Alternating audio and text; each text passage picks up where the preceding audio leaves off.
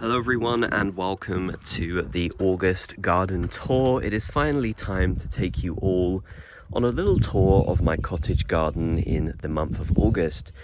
Now of course this is the peak of summer. Everything is looking pretty much as good as it's going to this point. Some things have already started to fade away and I really wanted to show you, before too much starts to go over.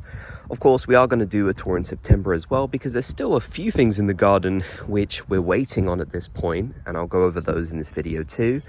But there's so much that just looks absolutely stunning right now. So I wanted to give you a full rundown of everything. So in case you haven't seen my garden before, it's kind of split up into two sections. Over here, we've got the lawn area. Excuse my gardening tools on the floor. And then over here, we've got our sort of perennial garden with all the pathways. Back there, we've got the bird aviary, and we also have the patio. I've actually had a lot of people ask me to go over to that area as I don't usually do it in my tours. So I'm going to try and show you literally everything this time. But of course, I'm also going to show you everything that is in flower. If you haven't already, make sure to subscribe if you like gardening content. I would love to have you here, and let's jump straight into the tour. So how about this border, which kind of starts us off on our little tour? So first of all, as you can probably see, we have this really beautiful Aster Monch in flower, which is looking so good. It has unfortunately gone a bit split in the middle, and the reason for that is, you might remember from my past tours, I had a massive Verbena rosea, which is this beautiful verbena plant here, right at the very front. Now I've decided to actually remove that and I put it down the side of my house instead because it was just way too big and it blocked this entire view. You couldn't see forward because of it, so I've moved it somewhere else, and instead I put in an Nepeta. You guys know I love my Nepetas. If you watch these videos, I've got a really big one here. Yeah, I'm a big Nepeta fan, so I've just replaced it with another Nepeta. It's kind of partially shady here, as you can see. Later on in the day, this gets shaded over, so I've decided a Nepeta would be a good choice. But yeah, unfortunately, that does mean this is kind of split because of that Verbena rosea. So next year it will look a bit better, but I still think it looks really nice now. I mean, it's got tons and tons of flowers on it and loads more to come, so it's going to continue to look even better, which I'm excited about, and that butterfly seems to be liking it too. You can also see my Achillea credo, which in previous tours was a sort of pale yellow color, has now gone completely white and started to go over. Sadly, this is the time of the year when yarrow Achillea starts to die off, so it's a bit of a shame, but what are you going to do? The Verbena rosea is still looking good. Unfortunately, this is the only one in my garden that actually looks decent at the moment, because obviously I removed the other one. Well, I moved it down the side of my house. And then there's actually another in this middle border, which I moved. I made several changes to the middle border that I made another video about, so I'll sort of link that on the screen. You should be able to see that pop up if you want to watch that little makeover. But yeah, I had to move that one around, so it's not doing so good at the moment. Hopefully next year it'll look a bit better. We also have a Eupatorium here in flower, this sort of pink fluffy ones. I believe this one is called Purple or Pink Bush. I'll put the correct name on screen, don't worry. Yeah, it's pretty small. This will get a lot bigger in future years, but this was only just planted this year, so it's a pretty small one at the moment. I've also moved my little obelisk over to this border. As you can see, I'm hoping maybe the climbing Virginia creeper here will actually climb up it and kind of make a nice display, but we'll see. It's very early days. Then moving to my middle border, which is, I think, looking very good at the moment, aside from, some of the plants I had to move around. We have the GM still in flower, GM Totally Tangerine. I mean, this has literally been in flower since my very first garden tour back in April, which is crazy to think about. So it still looks good, which is just mind-blowing to me. You keep on deadheading it, it'll keep on coming up with new flowers. I mean, if we kind of look, do you see there's like new stems still coming up, which is crazy. We have a bunch of asters in here, which are really young plants. They haven't flowered yet. You can see them just there and there. I believe they are Bars Blue. I'll have to double check that, but I believe they're Bars Blue. I do need to do little name tags for some of these. But yeah, unfortunately, they haven't flowered yet. So maybe in our September tour, I'll be able to show you them, because sadly we are still waiting for a lot of the asters. You know, they are very late plants, but there's a lot going on in this middle border which I really like. The Perovskia Blue Spire is still looking absolutely amazing. It's really great. I mean, the leaves at the bottom have gone a bit sort of yellowish, which is a shame, but the actual flowering part at the top is great. This plant is actually from last year, so this is its sort of second year now, I suppose. And yeah, it's really looking good because of that. I mean, you can see another one here which is a bit more flopping over and stuff. This one, it's its first year, so hopefully next year that one will look really amazing too. Right next to it we also have an Agastache Blue Fortune, which I just planted, so that's going to be a bit taller next year. And we can also kind of see that the Achillea Cloth of Gold is starting to go over, but I don't mind. I think the dead seed heads still look pretty nice. They're going to be good winter interest in the garden, and this isn't really the type of plant you deadhead. I've seen some people say you can. I personally don't think it really works, at least not for me, so I'm just going to let it go to seed. You know, there's no harm in that. As you can see, we also have a lot of tall grasses. These are Calamagrotsis, Carl Forrester, and then some of my absolute favorites. These are very early flowering ones. I've had these in my past garden tours, and they're looking really wonderful right now. The goal is definitely to have even more of these in the garden because they're just so great. I've kind of got them in a sort of trifecta, as you can see. So yeah, I really love them. Definitely want more of those in the future. The middle planter as well, the sort of stone urn planter, is looking good. Got the Erigeron looking really nice at the moment, so that's good. Geranium Roseanne, the new one I planted, is spreading out a little bit. It's probably not going to look amazing this year, but it's going to get bigger and bigger, which is good. This Salvia Caradonna is really trying hard to flower, but I think I'm going to have to move it because it is basically half in shade. At least through most of the day it'll be in shade. Also, another Perovskia still looking good, and the other beautiful GM Totally Tangerine still coming up with flowers. The leaves look a bit funny at the moment because I did accidentally tread on them with my wheelie bin. So sorry, but you know, I'm gonna try and not do that in the future. I've also got an Aster Harrington's Pink here in the middle, which we are waiting to flower. So again, gonna have to wait for the next tour for that to look nice, which is a shame, but what are you gonna do? We also have a really lovely Verbena Bampton, which is just so wonderful. I mean, if you don't have this variety of verbena in your garden, definitely get it. It is one of the absolute best. It's pretty low growing compared to the other verbenas, and it has really dark foliage, which I love. I just think it's such a special plant, so definitely a great one to have in your garden if you're looking for something a little bit different. Here we also have a dahlia plant in flower. You can see it's sort of got this sort of yellow pom-pom looking flower, but I'm really disappointed in my dahlias this year. It's been very dry here, so a lot of them I think have suffered and just not put on really any flowers. There's tons and tons of buds, heads on these, yet they refuse to come up with more than one flower at a time, which is just such a disappointment. I'm really let down by them. You know, I had such high expectations. I did them all myself from the tubers, and pretty much none of them have got loads of heads on them at once. I mean, they've got the buds, but in terms of actually being open with flowers, yeah, it's usually been one at a time, then they die off and another one comes. So really a shame, but what are you gonna do? Also in the shady border, we have a nice big Buddleia. This Buddleia is doing better this time. It's gone a bit bushier, but still a lot of progress to do with this one. I'm gonna have to cut it down to basically nothing next year if I want it to look really good. But yes, I wanted to point out that it is now finally in flower, which felt kind of late this year. It isn't one of the earliest ones, but still a little bit later than I was expecting. Okay, so if we head over this side, another Agastache has been planted as I showed off in my last tour. We also have some more perennial grasses. I wish I could remember the name of this one. Sadly, I don't, but it is a nice one. If you have any ideas, let me know in the comment section and I'll try and heart your comments so people can see. The Eryngium is really starting to die off now, as you can see. But again, that's fine. That's just what happens at this time of the year. We're going to let it go to seed and that'll be good. Same with this Salvia Caradonna here. This one is flowering a bit better than some of the others because it is more in sun. But a lot of them have gone to seed. You know, you could probably still deadhead it at this point, but I don't want to run the risk of taking off too much and then, you know, I've not got any interest on it, so I'm definitely going to leave it.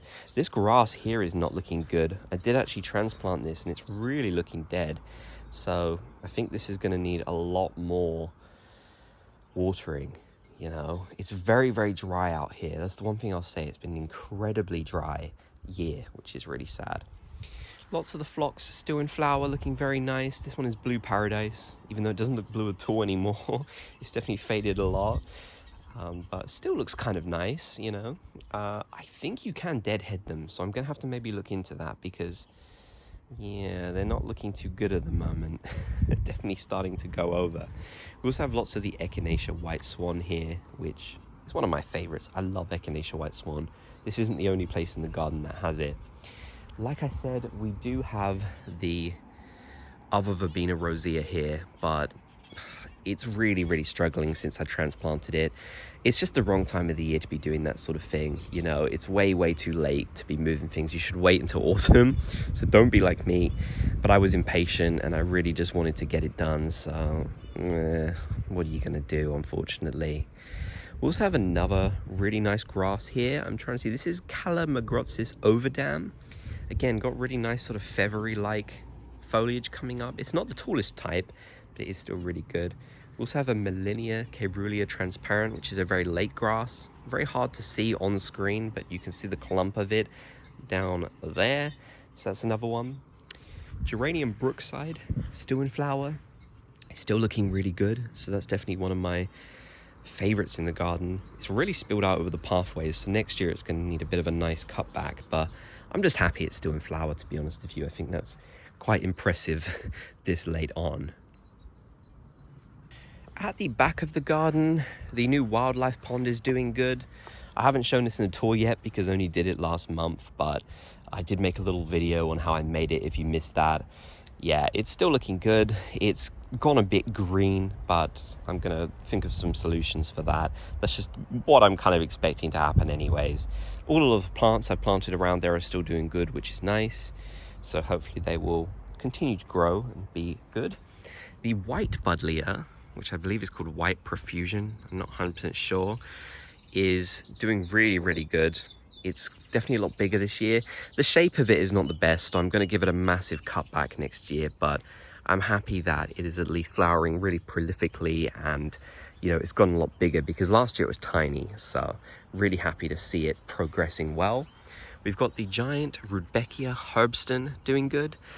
This plant though is quite annoying. As you can see, it flops over, so it really does need staking, but the stakes I've got are not tough enough to keep it held up. It's that tough, it's that strong, so I need to think of another solution because I really want it to look even better, and it's a little bit annoying that it keeps flopping over, but what are you going to do? Pretty much all of the Macedonian scabiouses that I've got, I've just let go to seed now. As you can see, there's still a good amount of flowers on them. You can still see all the red flowers, but I'm not deadheading it anymore. You know, it was getting to the point where no new heads were coming up, so I decided, you know, don't deadhead it anymore. If any more are going to come up, let them come up, but at this point of the year, it's late enough where you can just let it go to seed. So it's a hard decision sometimes, you know. You can really think to yourself, oh, I don't want to do that because, you know, I want it to keep flowering, but unfortunately they've got to stop eventually, and I think that was the time for this scabious, so it had to stop. Some of our lavenders have completely gone over as well, so I need to do a really good prune on them. Definitely going to do that soon. I might even make a little tutorial video on how you properly do that, but yeah, that's definitely going to be something that happens soon. I do have some that still look amazing, but yeah, as you can see, these ones have completely faded off now, so it is appropriate to prune them, which is good. You can also see the red valerian, which has been in flower for so long, has come up with a second flush after I cut it back a bit. It's looking really good now. It's obviously a lot smaller than it was at the start of the year, but that's fine. I just think it looks really, really nice, so definitely very pleased that this one is still looking good, even if it is a bit crazy and it's kind of spread everywhere in the garden. This Agastache Blue Fortune is in its second year and it looks really good. I really like it paired with the Verbena in the back and also this Perovskia Blue Spire. I've got even more Blue Fortunes, so next year this area is going to be absolutely covered with them. I have done some changes in this back border as well. I've removed some plants that just, you know, were getting covered up by other things, and I moved some other things around. For example, this Sambucus Black Lace, I believe it is called, has been moved over here. It's struggling a bit because, again, you shouldn't really move a tree or a shrub at this time of the year, but I'm keeping on top of watering it. It's actually doing better than the Verbena rosea is, so that's good at least. That was originally in the middle here, but I moved it over. I've also added in some new perennials like this beautiful... Why can't I remember the name? I'm going to put the name on screen so you can see it on screen. I'm so bad at remembering the name, but it's really, really pretty grass. And yeah, as you can see, I've also added in more of the Calamagrostis Carl Forrester. I've got a lot more of that in here now because this flower bed, despite me wanting to do it in more of a prairie style, most of the grasses weren't really giving off that kind of vibe. You know, I've got a lot of Millennia Transparent, which you can see here, but they come up so late that, you know, there was no early grass interest in here, so you could barely even tell there's any grass. So I'm glad that I've gotten into adding some of the Carl Forrester, which will flower a lot earlier and give us some nice early interest. The butterflies are definitely liking it. The sun has also gone in now, which is a shame. I like to do my tours in the sun, but hopefully we can still enjoy. As you can see, all the Echinaceas are still doing amazingly. I've been deadheading them and we've been getting tons of new flowers, so that's really exciting. They're just looking so good still. Tons of Echinacea White Swan as well, looking absolutely amazing in this border, which I'm really happy about. And you can see I have cut back my Geranium Dreamland. I've given this a huge cutback so that hopefully it will come back for a second flowering, because it went incredibly straggly. So it definitely needed that cutback. It was a bit scary to do, but it seems like it's doing okay from being cut back. So here's hoping that it'll return to form. I also gave this Monarda in the middle, Elsie's Lavender, a huge deadhead, which again, I'm a little bit worried. Will it come back with more flowers this late? It should do, because I cut it back so that you can see all the little heads that are coming up. You can kind of see them, they're just a little bit brighter green. So I'm really hoping it will flower again. I guess you'll all find out in the September tour whether it is flowering. A lot of the Rudbeckias are also looking really nice. This one is Gold Stem, which I don't like nearly as much as Demi, which is the taller one you can see back here. So I might even replace most of the Gold Stems with Demi next year. What else is going on in this big border? Let's take a look. This Salvia Caradonna, again, despite giving it a good deadhead, really hasn't wanted to flower a ton. I don't know why. I don't know if it's just the type of year it's been or what, but sadly, it hasn't responded that well to a deadhead. You know, what are you going to do? It's in full sun. I mean, it's giving it everything I could possibly think it would want, but I don't know. It just hasn't really done the best it could. It looked so amazing back in like May and June, but yeah, the second flowering just never really came as well as I would have liked, which is a shame. I've also cut back my Geranium Roseanne to basically nothing, but as you can see, it is coming back to life, which is so exciting. So hopefully it will be able to flower again this year. I don't know if I did it too late, but I've seen people say you can do it this late, so let's just hope that it will come back. Salvia Schneehugel is one that did really well with a deadheading. I cut this one back, well, not really cut it back, I just individually deadheaded each one ages ago now, and as you can see, it's looking amazing again. So this one really responded well to it, which is good. I'm glad that one at least did something good, unlike this, which has tons of little heads that just don't want to transpire into anything. If anyone has any ideas about that, let me know why. I really am clueless. Yeah, the Echinacea White Swan's filling out this area. The Century Montana is still flowering, which is really wonderful, and it's beloved by the pollinators, but it is a bit annoying that it's like flopped over so much. So I don't know if next year I should maybe do like a Chelsea chop on it. It's probably because it's just been flowering for so long, so the plant has just, you know, had enough now, but it is still flowering, so that's good at least. We also have the Solidago Gold kind, the goldenrod coming up in flower. Hopefully this will be flowering by my next tour. I mean, all the flowers are coming up, so it should be. I did a Chelsea chop on it, which I think is why it's a bit late, but yeah, it's still going to come up nicely. All of the echinops still looking really beautiful as well. I actually did that thing you can do where you like rub them and take off all the dead looking seed things. So I don't know if you're supposed to do that, but it's made them look a lot nicer. So I did it anyways, you know. You got to have them looking at their peak for the tour. You can also see some of the Millennia looking a bit taller here. It's really hard to get on camera. I mean, it's called Millennia Transparent, so that makes sense. But yeah, it is getting decently taller now. It's just, I don't think it's as nice as the Carl Forester, and it is so late. But, you know, I do want lots of different types of grasses, so it's definitely staying. Also, as you can see along this pathway, I have cut back the Nepetas just to give the pathway a bit more room, because previously it was just so chaotic to get through here.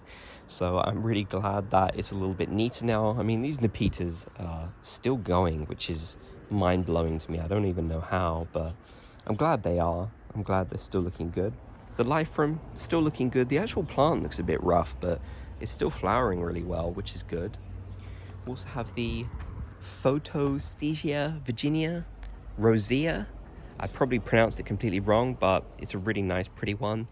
Again, starting to go to seed now. You probably can deadhead this though, so I might look into that. There's been quite a few things that, you know, you can you can definitely deadhead this, so I'm going to give that a deadhead, and hopefully in the next tour it'll look good. But yeah, for some reason, some of the things I've deadheaded just haven't really come back with more flowers this year.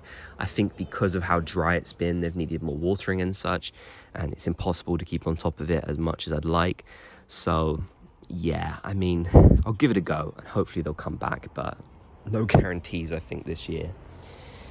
Salvia Bamblesky is also coming back with more flowers. This one I deadheaded ages ago, so this has taken ages to come back with more flowers, but I'm glad it finally is. Of course, it doesn't look as good as it did at the start of the year, but that's not a surprise, you know. This lavender, I mentioned earlier that we do have some lavenders that are looking really good. This one is looking fantastic still, so I'm really happy. This one won't be deadheaded just yet. This one is Hidcot, so definitely a good variety to have. We also have a really nice Rudbeckia Demi here, which is just looking really vibrant and nice along this pathway. Some really nice late color for the garden, so definitely one I like. I just noticed this aster is starting to actually flower now. This one has very little heads. I'll have to try and remember what the actual name of this one is and put it on screen, because I can't 100% remember. But yeah, I'm glad some of these asters are flowering now. The verbenas are all still looking really good, which is cool, so I'm happy about that. We also have a Phalictrum in flower still, one of the late ones, which is called Hewitt's Double. So that's a really pretty sort of pink, dainty type one, which is great. If I move over here to this side, the Cosmos is still looking good. Pink Sensation, I believe this one is. So yeah, still looking good. Needs lots of deadheading still, but it's got tons and tons of flowers, so I can't complain. It's really nice. And the sun has come back out, folks, which I'm really happy about, so that's good. The white Centranthus ruba, Alba, is looking good. Still looking really nice, which I'm very happy about. Again, this has responded very well to a deadhead, so you can definitely do that. We do have some dahlias over here.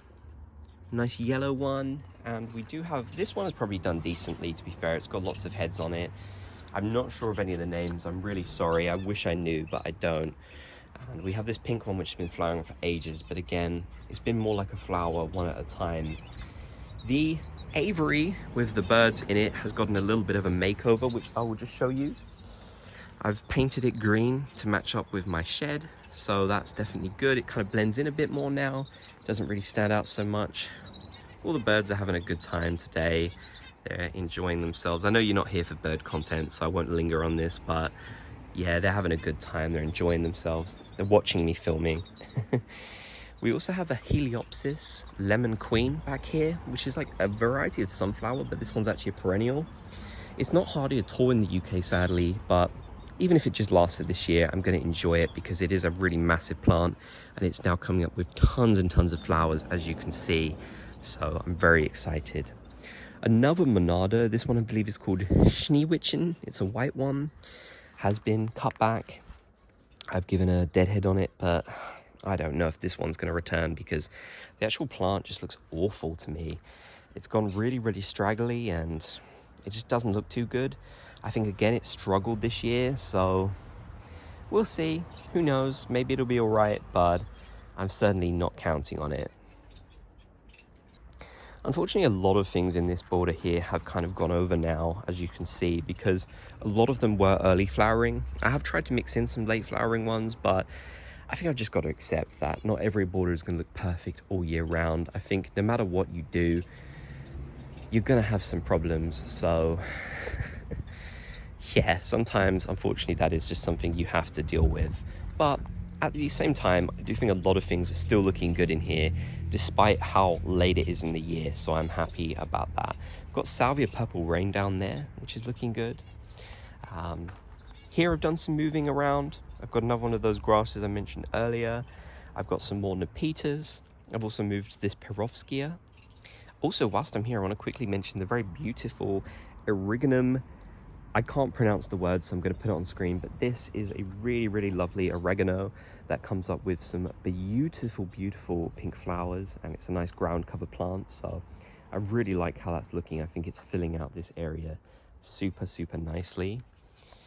I've got a smaller Calamagrotsis here, which I can't remember the name of, so again, I'm going to try and put it on screen so you don't miss out what it is, but yeah, it's a smaller variety, just because obviously I don't want the tallest things right at the front. We have a Century. I can't remember what type of one this is, but it is flowering really nicely still. I feel like I'm like forgetting so many names of plants at the moment, but the problem is I really need to do a big update of all the name tags, so that's why I've kind of forgotten. You know, there's been a lot of plants this year to remember, so it's hard. I mean, there's like literally like 200 plants in this garden, so yeah, unfortunately sometimes I can't remember all the names, but I'll at least try and put them on screen if I do know, so that you can get them for yourself. These Rudbeckias are looking fantastic. I'm really pleased about them. And this this Centranthus ruber is still looking good as well. More grasses over here looking good. Just, there's so much in this border. As you can see, we've got more cloth of gold, kind of going to seed now, but still looking okay. And tons of verbena as well, which are absolutely filling this area, which I'm very happy about. I just think they look so good. I mean, if I try and move back a bit, you can get a sort of more better look at this border.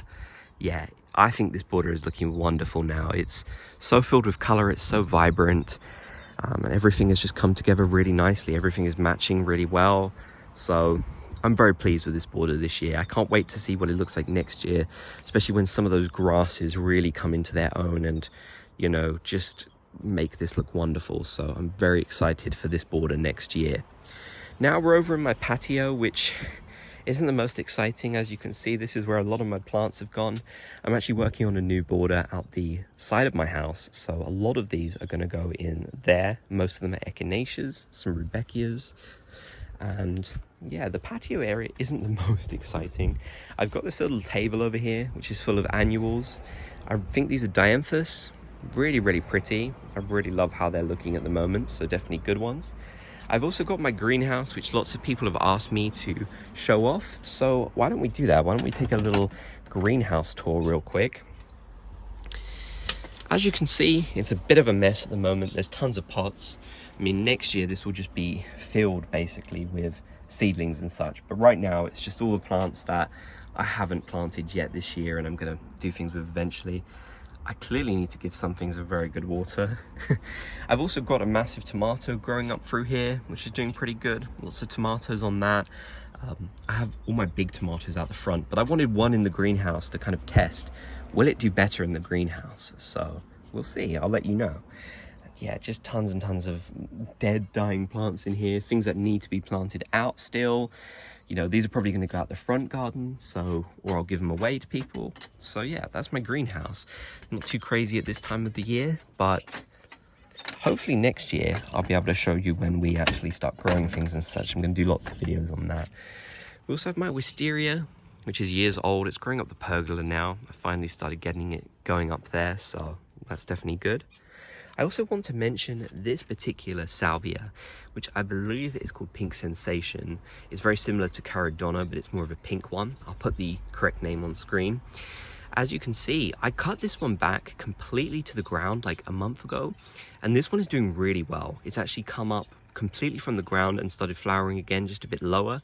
So part of me is wondering if with those Salvia Caradonnas next year, maybe I should actually just cut them to the ground level and let them come up completely from scratch. I mean, if this one in a pot can do that and be fine, why not the others? You know, maybe the deadheading wasn't the right thing to do for the ones in my garden. So next year I might do that, and that could be a lot of fun.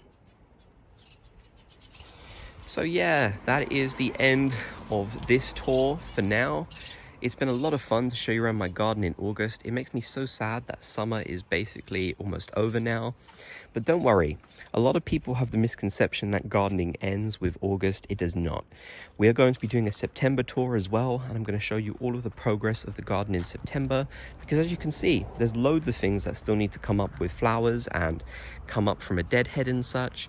So yeah, definitely make sure to stay tuned for that September tour.